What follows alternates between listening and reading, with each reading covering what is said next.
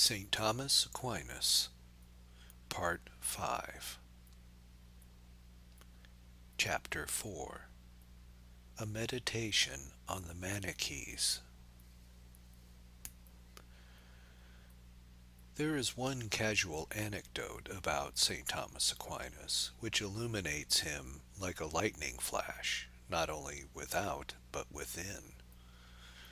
For it not only shows him as a character, even as a comedy character, and shows the colors of his period and social background, but also, as if for an instant, makes a transparency of his mind. It is a trivial incident which occurred one day when he was reluctantly dragged from his work, and we might almost say from his play.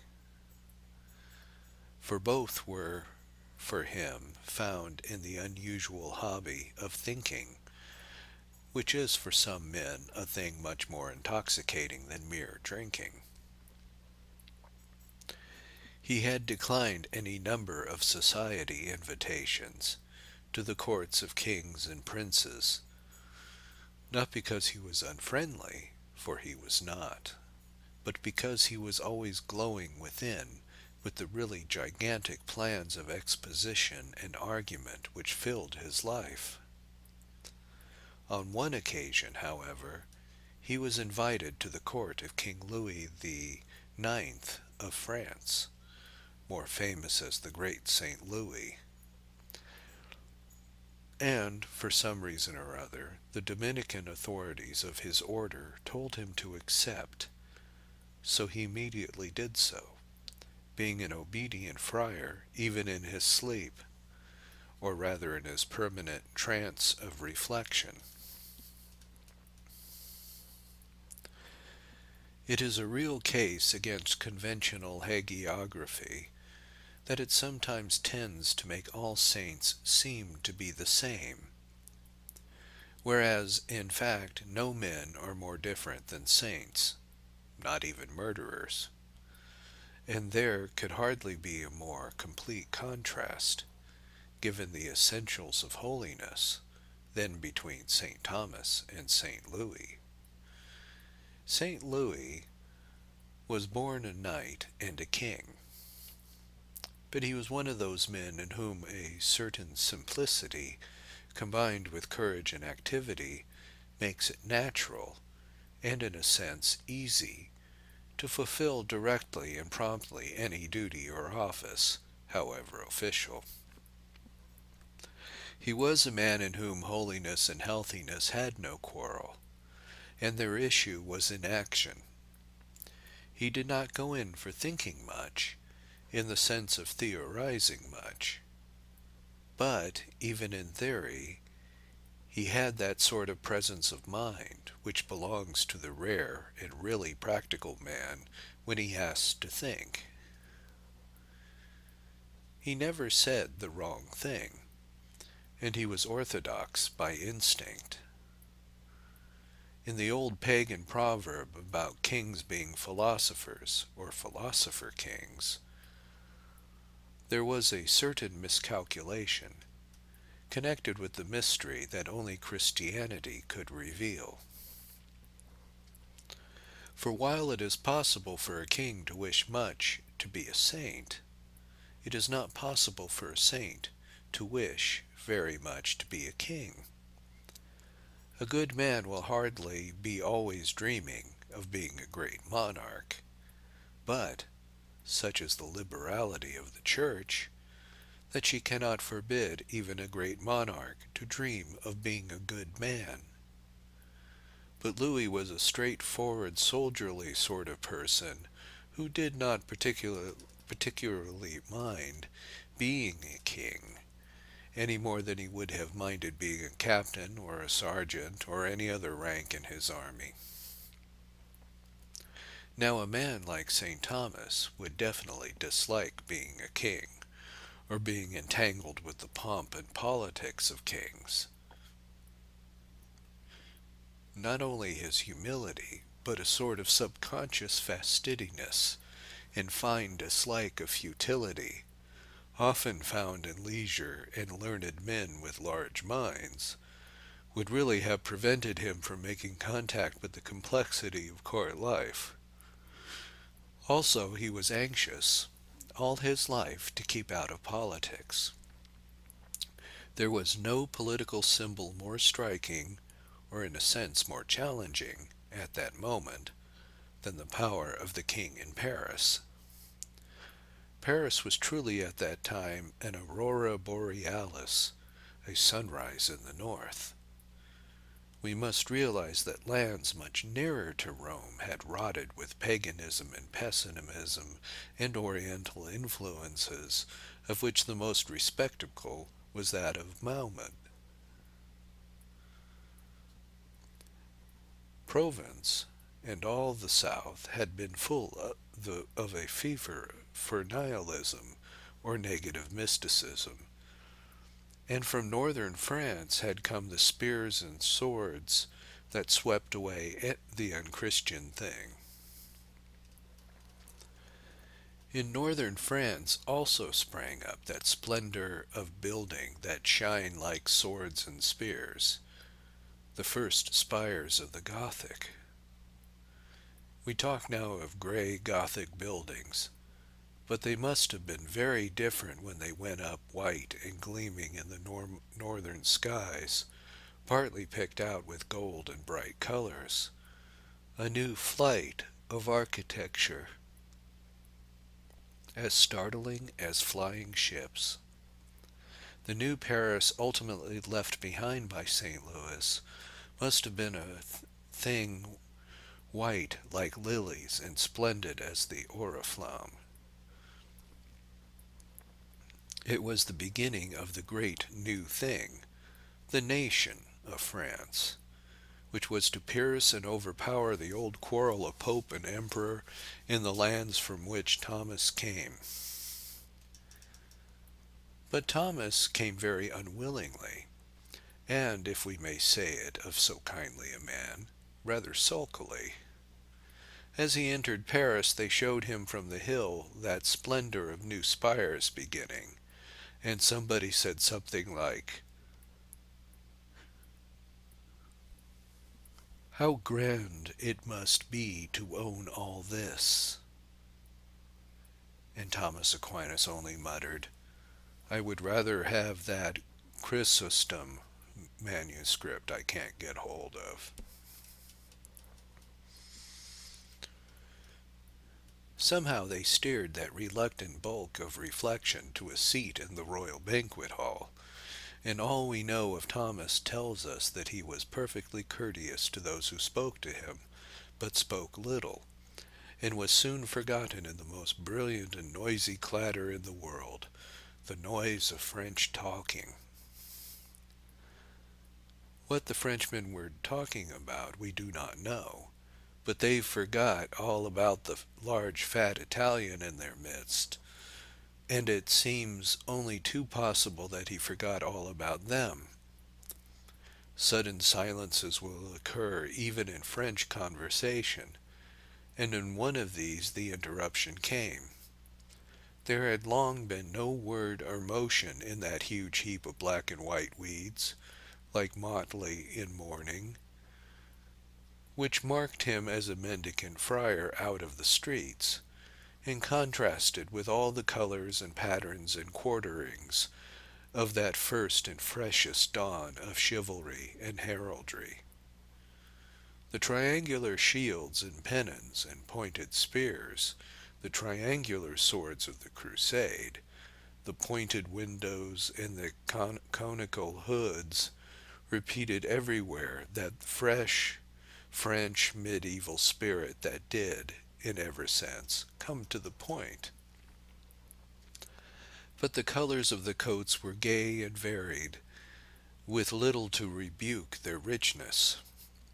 For St. Louis, who had himself a special quality of coming to the point, had said to his courtiers, "Vanity should be avoided, but every man should dress well, in the manner of his rank,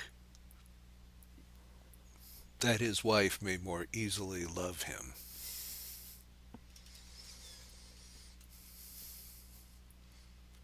And then the goblets leapt and rattled on the board of the great table shook, for the friar had brought down his huge fist like a club of stone, with a crash that startled everyone like an explosion, and he cried out in a strong voice, like the man in a grip of a dream, "And that will settle the Manichees." The palace of a king, even when it is the palace of a saint, has its conventions. A shock thrilled through the court, and everyone felt as if the fat friar from Italy had thrown a plate at King Louis, or knocked his crown sideways. They all looked timidly at the terrible seat that was for 1,000 years the throne of the Capets, and there they were presumably prepared to pitch the big black-robed beggar out the window. But St. Louis, simple as he seemed, was no mere medieval fountain of honor, or even fountain of mercy, but also the fountain of two eternal rivers, the irony and the courtesy of France. And he turned to his secretaries, asking them in a low voice to take their tablets around to the seat of the absent-minded conversationalist, and take a note of the argument that had just occurred to him, because it must be a very good one and he might forget it. I have paused upon this anecdote first, as have been said, because it is the one which gives us the most vivid snapshot of a great medieval character. Indeed, of two great medieval characters. But it also specially fitted to be taken as a type of a turning point, because of the glimpse it gives of the man's main preoccupation, and the sort of thing that might have been found in his thoughts, if they had been thus surprised at any moment by a philosophical eavesdropper, or through a psychological keyhole. It was not for nothing that he was still brooding, even in the white court of St. Louis, upon the dark cloud of the Manichees. This book is meant only to be a sketch of a man, but it must at least lightly touch, later on, upon a method and a meaning, or what our journalism has an annoying way of calling a message. A very few inadequate pages must be given to the man in relation of his theology and his philosophy. But the thing of which I mean to speak here is something once more general and more personal even than his philosophy. I have therefore introduced it here, before we come to anything like technical talk about his philosophy. It was something that might alternatively be called his moral attitude or his temperamental predisposition, or the purpose of his life so far as social and human efforts were concerned. For he knew better than most of us that there is but one purpose in this life, and it is one that is beyond this life. But if we wanted to put in a picturesque and simplified form what he wanted for the world, and what was his work in history, apart from theoretical and theological definitions, we might well say that it really was to strike a blow and settle the Manichees. The full meaning of this may not be apparent to those who do not study theological history, and perhaps even less apparent to those who do. Indeed, it may seem equally irrelevant to the history and the theology. In history, St. Dominic and Simon de Montfort between them had already pretty well settled the Manichees. And in theology, of course, an encyclopedic doctor like Aquinas dealt with 1,000 other heresies besides the Manichaean heresy. Nevertheless, it does represent his main position and the turn he gave to the whole history of Christendom. I think it well to interpose this chapter, though its scope may seem more vague than the rest, because there is a sort of big blunder about St. Thomas and his creed, which is an obstacle for most modern people in even beginning to understand them. It arises roughly thus. St. Thomas, like other monks, and especially other saints, lived a life of renunciation and austerity. His fasts, for instance, being in marked contrast to the luxury which he might have lived if he chose.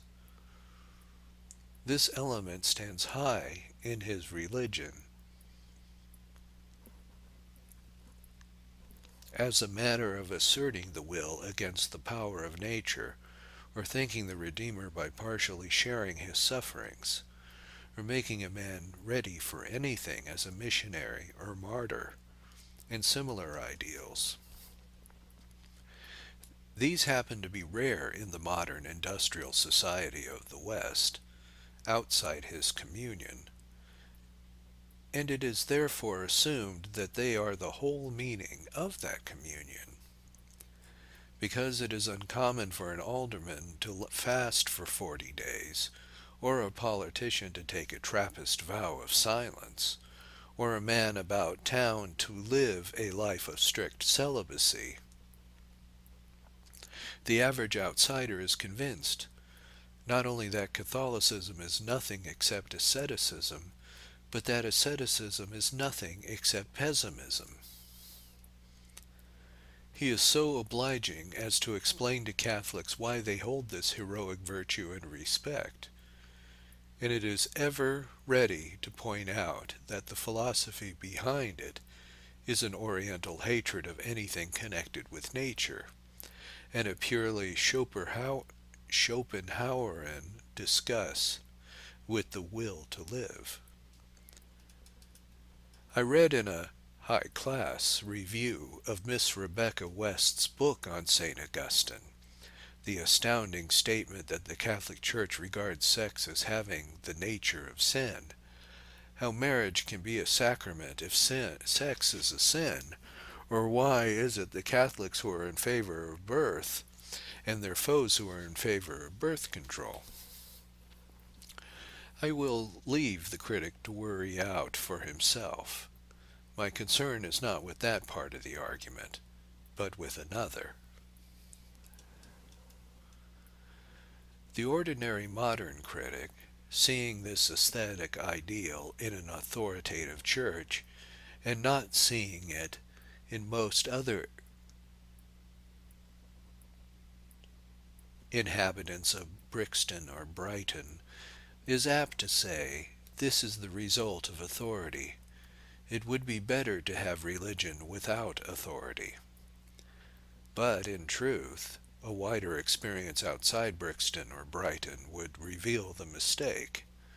It is rare to find a fasting alderman or a Trappist politician, but it is still more rare to see nuns suspended in the air on hooks or spikes. It is unusual for a Catholic Evidence Guild orator in Hyde Park to begin his speech by gashing himself all over with knives.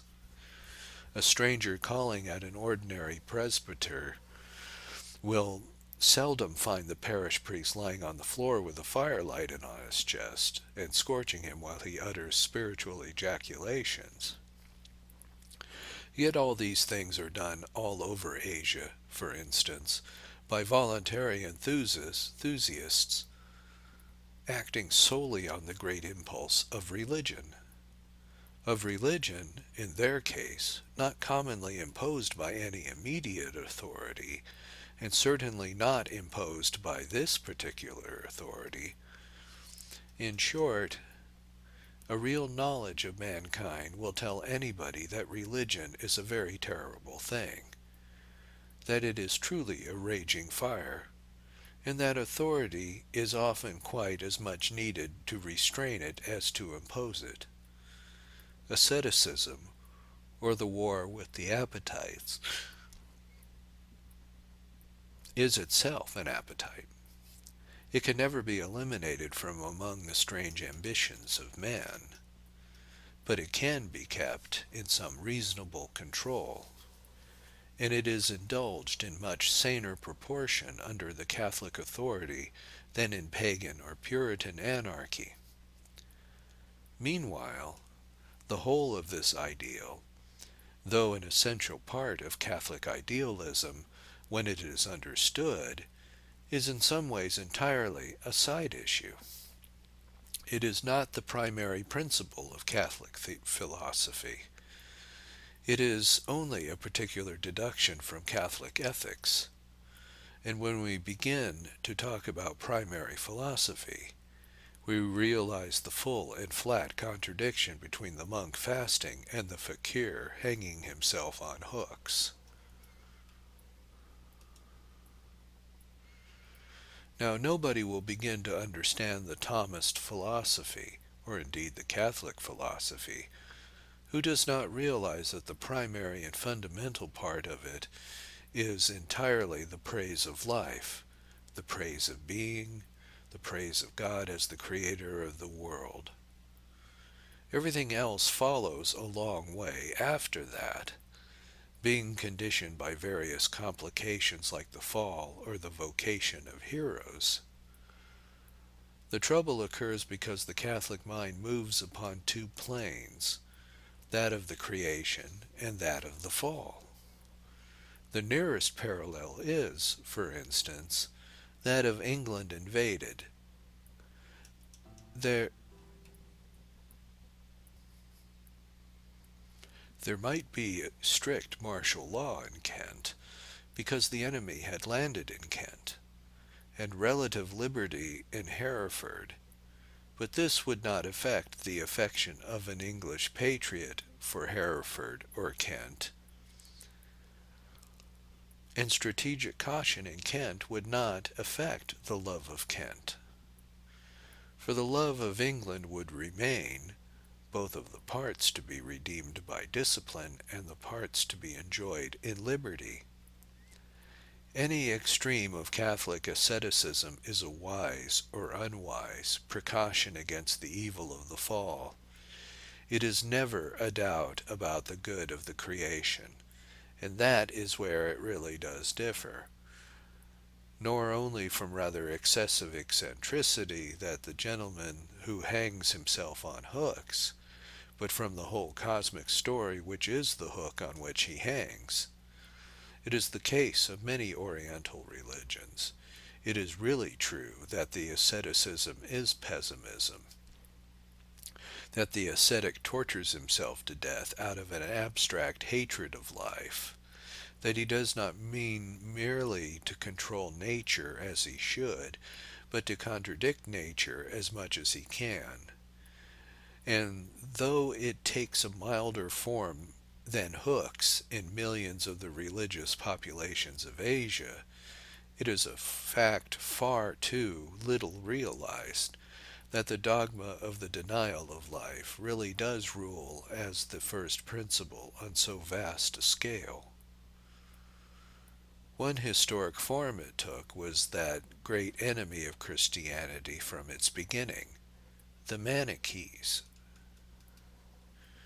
What is called the Manichaean philosophy has had many forms. Indeed, it has attacked what is immortal and immutable with a very curious kind of immortal immutability. It is like the legend of the magician who turns himself into a snake or a cloud, and the whole has that nameless note of irresponsibility which belongs to much of the metaphysics and morals of Asia, from which the Manichaean mystery came. But it is always, in one way or another, a notion that nature is evil, or that evil is at least rooted in nature. The essential point is that as evil has roots in nature, so it has rights in nature. Wrong has as much a right to exist as right. As already stated, this notion took many forms. Sometimes it was a dualism, which made evil an equal partner with good. so that neither could be called an usurper. More often it was a general idea that demons had made the material world, and if there were any good spirits, they were concerned only with the spiritual world. Later again, it took the form of Calvinism, which held that God had indeed made the world, but in a special sense, made the evil as well as good, had made an evil will as well as an evil world. In this view, if a man chooses to damn his soul alive, he is not thwarting God's will, but rather fulfilling it. In these two forms of the early Gnosticism and the later Calvinism, we see the superficial variety and fundamental unity of Manichaeism. The old Manichaeans taught that Saran originated the whole work of creation commonly attributed to God. The new Calvinists taught that God originates the whole work of damnation commonly attributed to Saran. One looked back to the first day when a devil acted like a god. The other looked forward to the last day when the god acted like a devil. But both had the idea that the creation of the earth was primarily the creator of evil, whether we call him a devil or a god. Since there are a good many Manichaeans among the moderns, as we may remark in a moment, some may agree with this view, some may be puzzled about it, some may only be puzzled about it why we should object to it. To understand the medieval controversy, a word must be said of the Catholic doctrine, which is as modern as it is medieval. That God looked upon all things and saw they were good contains a subtlety which the popular pessimist cannot follow, or is too hasty to notice. It is the thesis that there are no bad things, but only bad uses of things. If you will, there are no bad things, but only bad thoughts, especially bad intentions. Only Calvinists can really believe that hell is paved with good intentions. That is exactly the one thing it cannot be paved with. But it is possible to have bad intentions about good things. And good things, like the world and the flesh, have been twisted by a bad intention called the devil. But he cannot make things bad. They remain as on the first day of creation. The work of heaven alone was material, the making of a material world. The work of hell is entirely spiritual. This error, then, has many forms, but especially, like nearly every error, it has two forms: a fiercer one, which was outside the church and attacking the church, and a subtler one, which was inside the church and corrupting the church. There has never been a time when the church was not torn between that invasion and that treason. It was so, for instance, in the Victorian time. Darwinian competition in commerce or race conflict was every bit as brazen an atheist assault in the 19th century as the Bolshevist No God movement in the 20th century. To brag of brute prosperity, to admire the most muddy millionaires who had cornered wheat by a trick, to call about the unfit, in imitation of the scientific thinker who would just finish them off because he can't even finish his own sentence. Unfit for what? All that is as simply and openly anti-Christian as the Black Mass. Yet some weak and worldly Catholics did use this cant in defense of capitalism, and their first rather feeble resistance to socialism. At least they did until the great encyclical of the Pope on the rights of labor put a stop to all their nonsense. Their evil is always both within and without the Church, but in a wilder form outside and a milder form inside. So it was again in the 17th century, when there was Calvinism outside and Jansenism inside. So it was in the 13th century, when the obvious danger outside was in the revolution of the Albigensians, but the potential danger inside was in the very traditionalism of the Augustinians.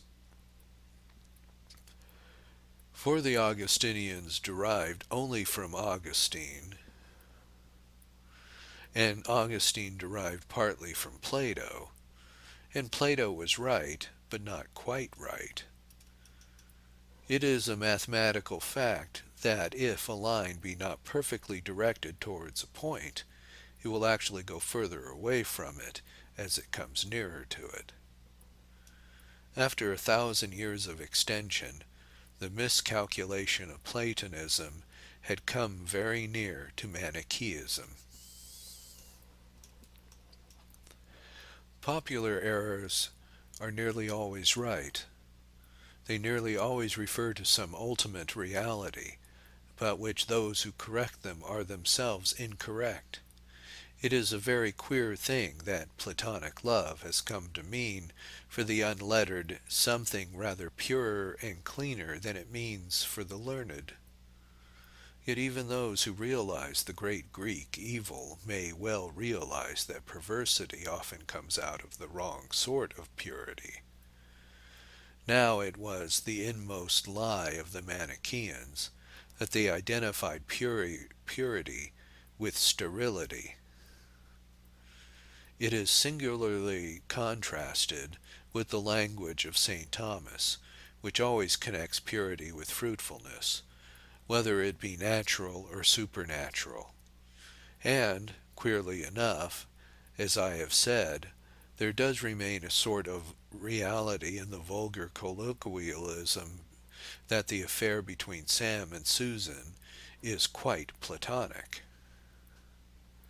It is true that, quite apart from the local perversion, there was in Plato a sort of idea that people would be better without their bodies, that their heads might fly off and meet in the sky in merely intellectual marriage, like cherubs in a picture.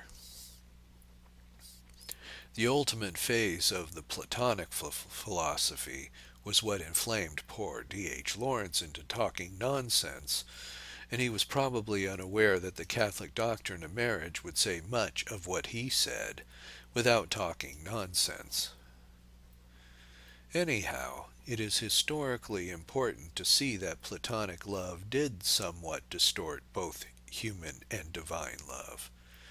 In the theory of the early theologians, many medieval men who would indignantly deny the Albigensian doctrine of sterility were yet in an emotional mood to abandon the body in despair, and some of them to abandon everything in despair.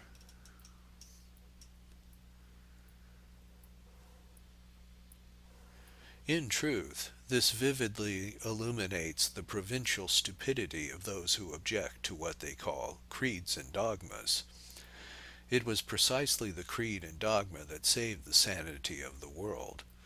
These people generally propose an alternative religion of intuition and feeling.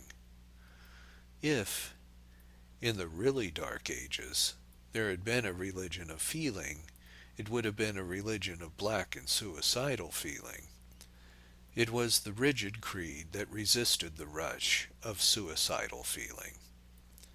The critics of asceticism are probably right in supposing that many a Western hermit did feel rather like an Eastern fakir. But he could not really think like an Eastern fakir, because he was more an Orthodox Catholic. And what kept his thought in touch with healthier and more humanistic thought was simply and solely the dogma. He could not deny that a good God had created the normal and natural world. He could not say that the devil had made the world, because he was not a Manichaean. 1,000 enthusiasts for celibacy in the day of the great rush to the desert or the cloister might have called marriage of sin, if they had only considered their individual ideals in the modern manner and in their immediate feelings about marriage. Fortunately, they had to accept the authority of the Church, which had definitely said that marriage was not a sin.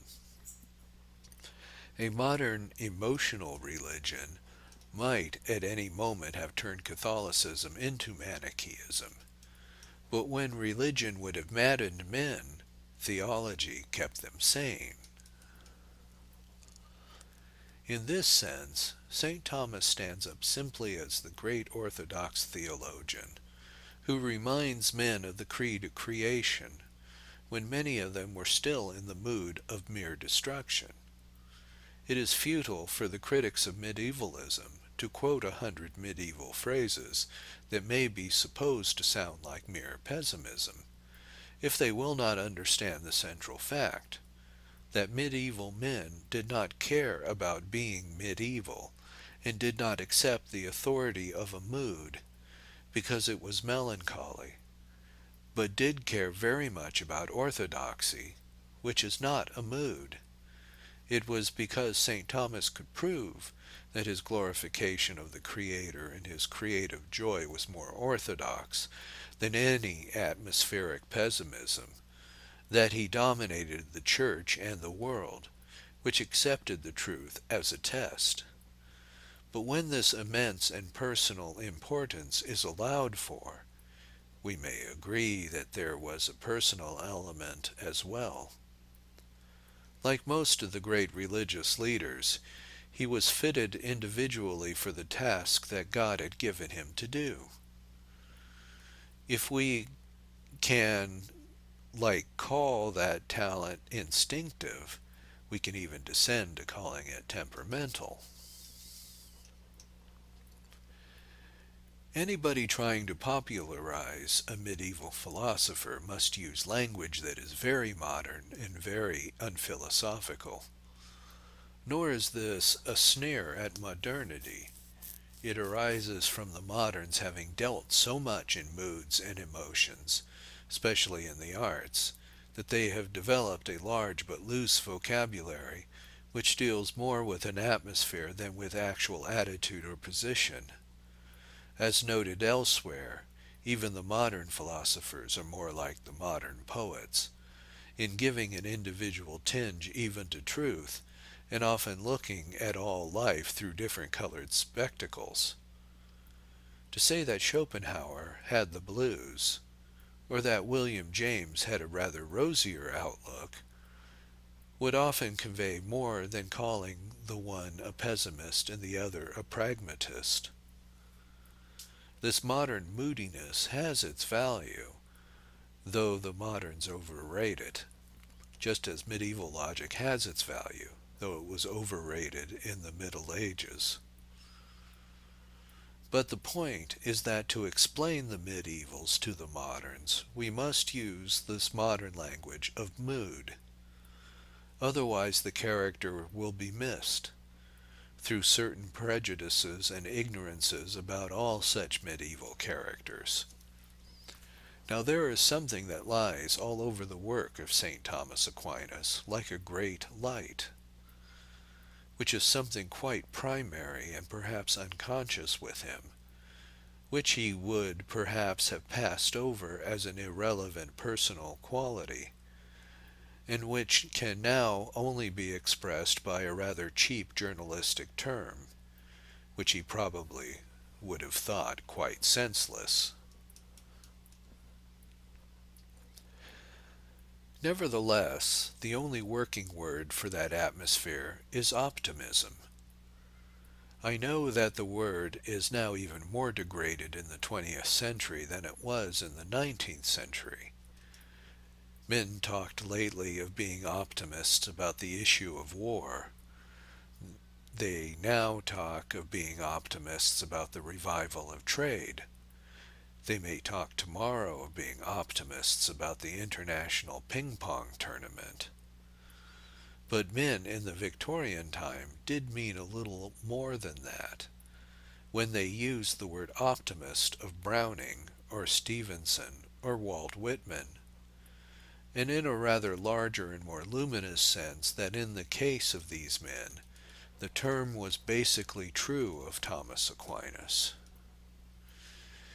He did, with a most solid and colossal conviction, believe in life, and in something like what Stevenson called the great theorem of livableness of life.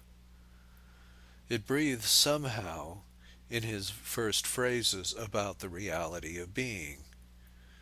If the morbid Renaissance intellectual is supposed to say, to be or not to be, that is the question, then the massive medieval doctor does most certainly reply in a voice of thunder, to be, that is the answer. The point is important. Many not unnaturally talk of the Renaissance as a time when certain men began to believe in life. The truth is that it was time when a few men, for the first time, began to disbelieve in life. The medievals had put many restrictions, and some excessive restrictions, upon the universal human hunger and even fury for life. Those restrictions had often been expressed in fanatical and rabid terms, the terms of those resisting a great natural force, a force of men who desired to live. Never until modern thought began did they really have to fight with men who deserved to die. That horror had threatened them in Asiatic Albigensianism, but it never became normal to them until now. But this fact becomes very vivid indeed when we compare the greatest of Christian philosophers with the only men who were anything like his equals, or capable of being his rivals. They were people with whom he did not directly dispute. Most of them he had never seen. Some of them he had never heard of. Plato and Augustine were only two with whom he could confer, as he did with Bonaventure or even Averroes. We must look elsewhere for his real rivals, and the only real rivals of the Catholic theory. There are heads of great heathen systems, some of them very ancient, some very modern, like Buddha on one hand or Nietzsche on the other. It is when we see this gigantic figure against this vast and common background that we realize, first, that he was only optimist theologian, and second, that Catholicism is the only optimist theology. Something milder and even more amiable may be made out of the deliquescence of theology, and the mixture of the creed with everything that contradicts it. But among consistent cosmic creeds, this is the only one that is entirely on the side of life. Comparative religion has indeed allowed us to compare religions and to contrast them. 50 years ago, it set out to prove that all religions were much the same, generally proving, alternately, that they were all equally worthy and that they were all equally worthless. Since then, this scientific process has suddenly begun to be scientific, and discovered the depths of the chasms as well as the heights of the hills. It is indeed an excellent improvement that sincerely religious people should respect each other. But respect has discovered difference, where contempt knew only indifference. The more we really appreciate the noble revulsion and renunciation of Buddha, the more we see that intellectually it was the converse, and almost the contrary, of the salvation of the world by Christ. The Christian would escape from the world to see into the universe. The Buddhist wishes to escape from the universe even more than from the world. One would uncreate himself, the other would return to his creation, to his Creator.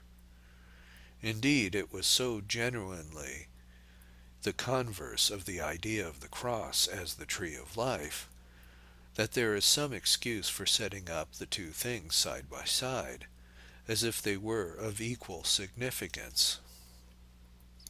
They are in one sense parallel and equal, as a mound and a hollow, as a hill and a valley. There is a sense in which that sublime despair is the only alternative to that divine audacity. It is even true that the truly spiritual and intellectual man sees it as a sort of dilemma, a very hard and terrible choice. There is little else on earth that can compare with these for completeness, and he who will not climb the mountain of Christ does indeed fall into the abyss of Buddha. The same is true, in a less and dignified fashion, of most other alternatives of heathen humanity. Nearly all are sucked back into that whirlpool of recurrence which all the ancients knew. Nearly all return to the one idea of returning. That is what Buddha describes so darkly as the sorrowful wheel. It is true that the sort of recurrence which Buddha described as the sorrowful wheel, poor Nietzsche actually managed to describe as the joyful wisdom. I can only say that if bare repetition was his idea of joyful wisdom, I should be curious to know which was his idea of sorrowful wisdom. But as a fact, in the case of Nietzsche, this did not belong to the moment of his breaking out, but to a moment of his breaking down. It came at the end of his life, when he was near to mental collapse, and it is really quite contrary to his earlier and finer inspirations of wild freedom or fresh and creative innovation. Once at least he tried to break out, but also has only broken on the wheel. Alone upon the earth, and lifted and liberated from all the wheels and whirlpools of the earth, stands up the faith of St. Thomas, weighted and balanced indeed with more than oriental metaphysics and more than pagan pomp and pageantry, but vitally and vividly alone in declaring that life is a living story, with a great beginning and a great close, rooted in the primeval joy of God in finding its fruition in the final happiness of humanity, opening with the colossal chorus in which the sons of God shouted for joy, and ending in that mystical comradeship shown in a shadowy fashion in those ancient words that move like an archaic dance, "For his delight is with the sons of men." It is the fate of this sketch to be sketchy about philosophy, scanty or rather empty about theology, and to achieve little more than a decent silence on the subject of sanctity. And yet it must none the less be the recurrent burden of this little book, to which it must return with some monotony, that in this story the philosophy did depend on the theology, and the theology did depend on the sanctity.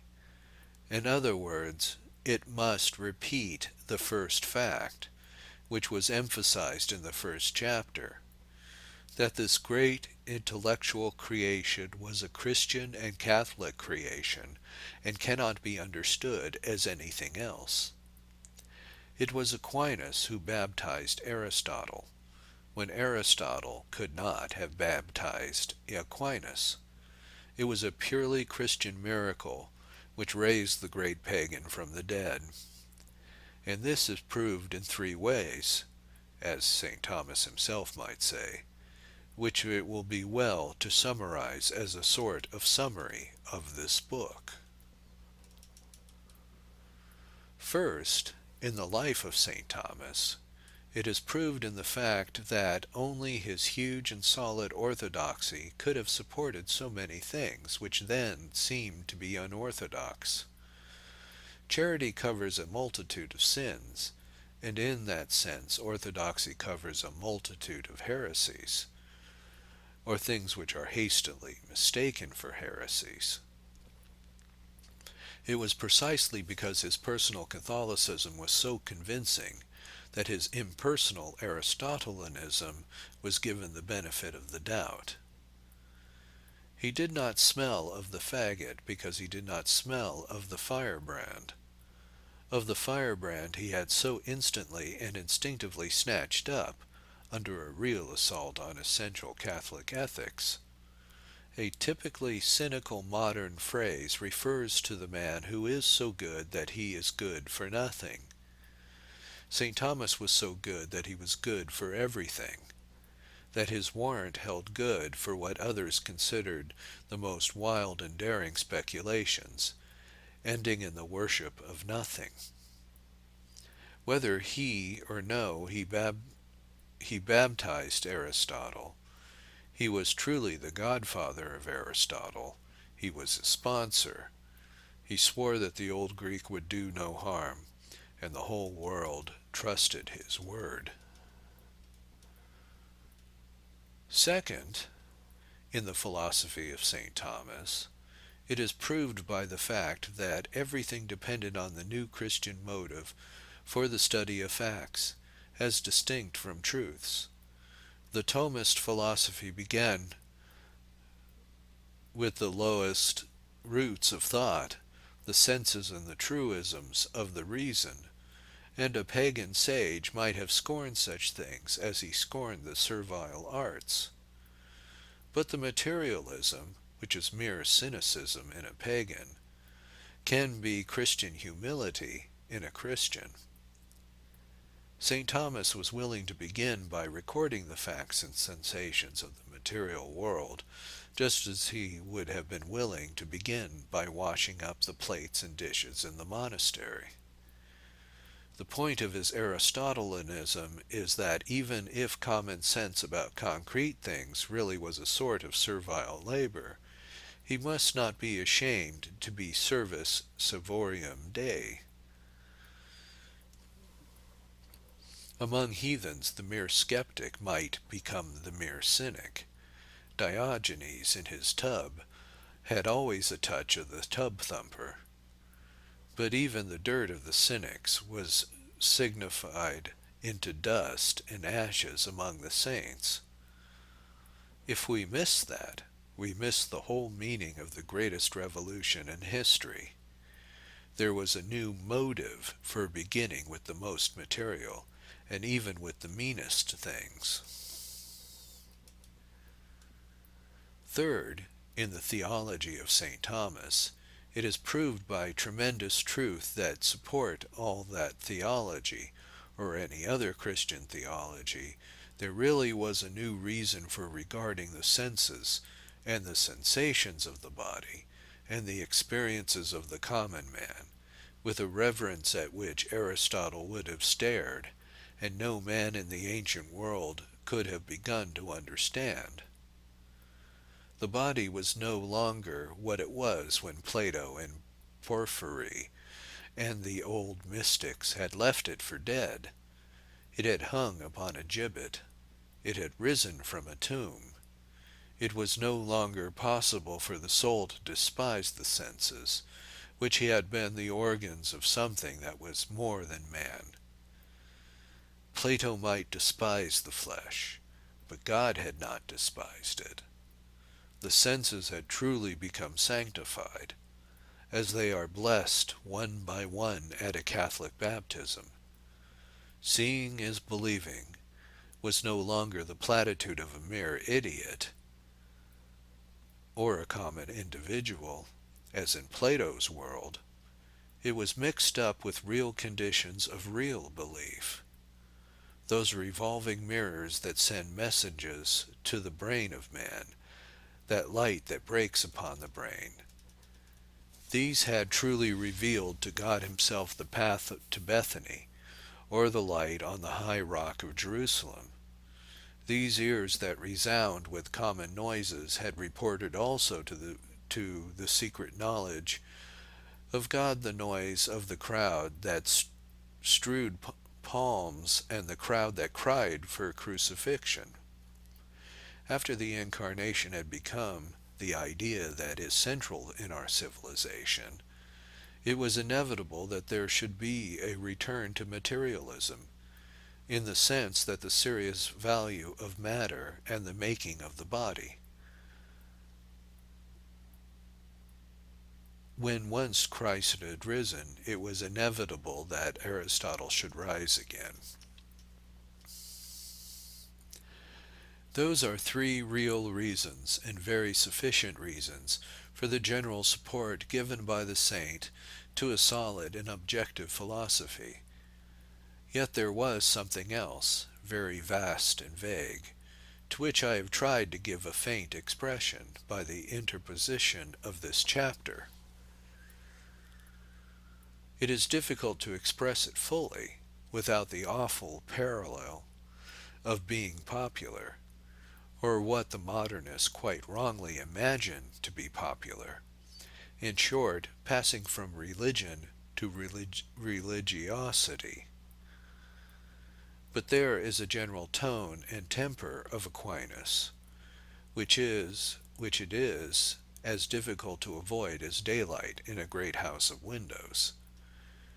It is that positive position of his mind, which is filled and soaked as with sunshine with the warmth of the wonder of created things. There is a certain private audacity in his communion, by which men add to their private names the tremendous titles of the Trinity and the Redemption, so that none may be called of the Holy Ghost, or a man bear such a burden as the title of St. John of the Cross. In this sense, the man we study may specially be called St. Thomas the Creator. The Arabs have a phrase about the 100 names of God, but they also inherit the tradition of a tremendous name unspeakable because it expresses being itself, dumb and yet dreadful as an instant inaudible shout, the proclamation of the Absolute. And perhaps no other man ever came so near to calling the Creator by his own name, which can only be written I am.